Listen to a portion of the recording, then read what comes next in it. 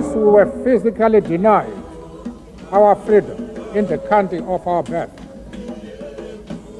a city 6,000 miles away and as renowned as Glasgow refused to accept the legitimacy of the apartheid system and declared us to be free.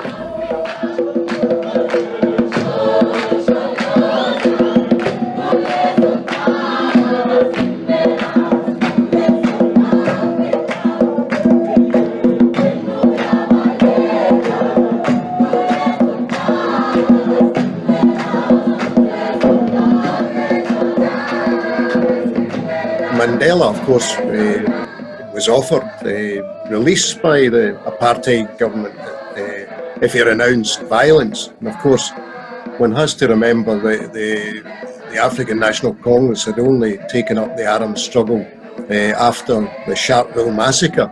They had been petitioning and appealing peacefully for decades. And of course, it was only very late after the Sharpeville massacre that they decided to take that step, because all other roads had been closed. And so later, when Mandela was offered release, he said that he wouldn't accept release and get his freedom until the whole of the South African people got their freedom. And he then referred to, of course, that they had to carry passbooks everywhere, that they could be banished to their Bantustans if they lost their job, and so forth. Over 500,000 people were arrested in 1 year, 1985 to 1986, for passbook offences by the apartheid regime. And of course, that wasn't the only traumas that they faced. Many were imprisoned, tortured, assassinated, murdered by the apartheid regime. That's why the United Nations described apartheid as a crime against humanity.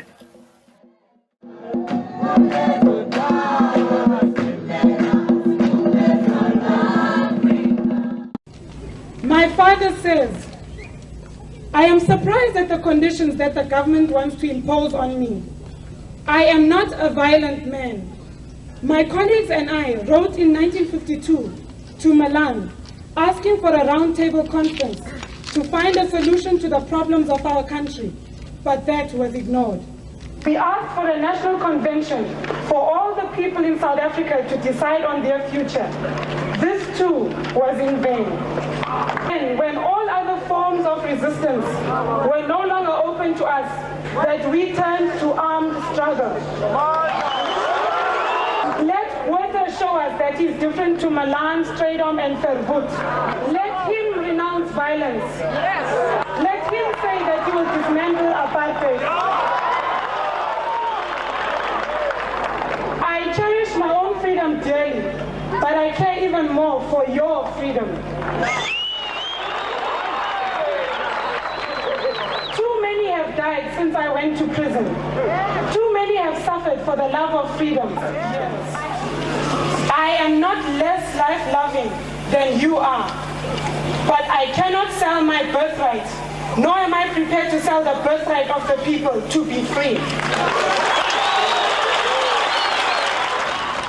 I am in prison as a representative of the people and of your organization, the African National Congress, which was banned. What freedom am I being offered whilst the organization of the people remains banned?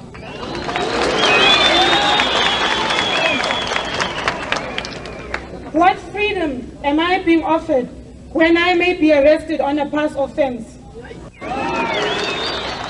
What freedom am I being offered when I must ask for permission to live in an urban area? What freedom am I being offered when I need a stamp in my pass to seek work?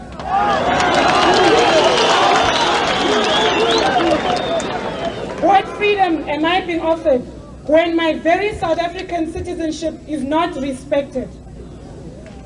I cannot and will not give any undertaking at a time when I and you, the people, are not free.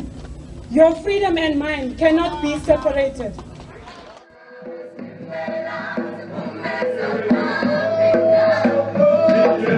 Oh,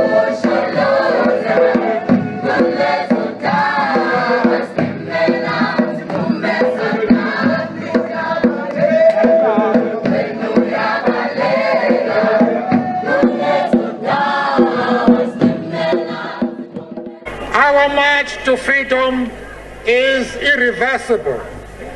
We must not allow fear to stand in our way.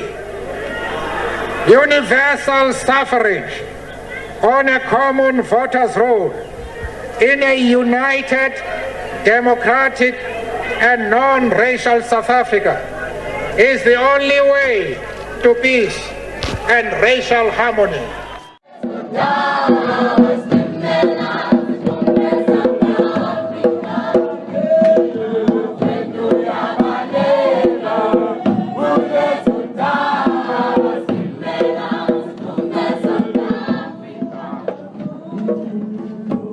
The time for the healing of the wounds has come. The moment to bridge the chasms that divide us has come. The time to build is upon us. I will always look back to this occasion with fond memory, because I now have had the opportunity to thank directly the men and women who have taken interest in the events that are taking place 6,000 miles away. These are the men and women who have made it possible for my comrades and I, both inside prison as well as in exile, to come back to their country to help to build a new South Africa.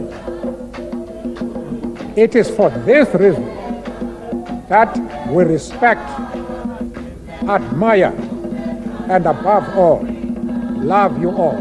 Thank you. A statue of Nelson Mandela in Nelson Mandela Place, Glasgow, and an education project. A permanent memorial to Nelson Mandela will not only remind Scots of their proud history of solidarity with the South African people, but it will also educate future generations on the need to stand up against racism and prejudice wherever and whenever it rears its ugly head. In these times, it has never been more important to keep our history of fighting inequality and racism alive for this generation and generations to come. You can be part of that. See us on Facebook and Twitter, pledge your support and donate at mandelascottishmemorial.org.